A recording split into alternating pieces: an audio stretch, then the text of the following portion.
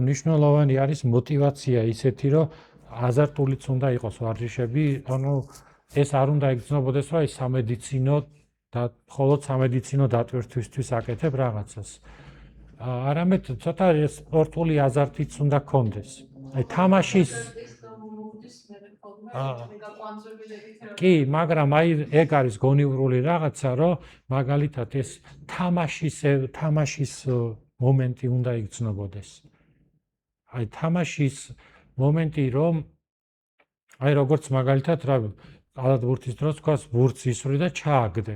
ესეც ვარჯიშია, მაგრამ გარდა ამისა რაღაც მომენტში სიზუსტეში როცა არის გამოხატული, ეს აი ზუსტად მოარტყი რაღაცას, ხო? ეს უკვე რაღაცნაირად სასიამოვნო განცდა არის რა, რომ მოძრაობა ზუსტად შესრულდა.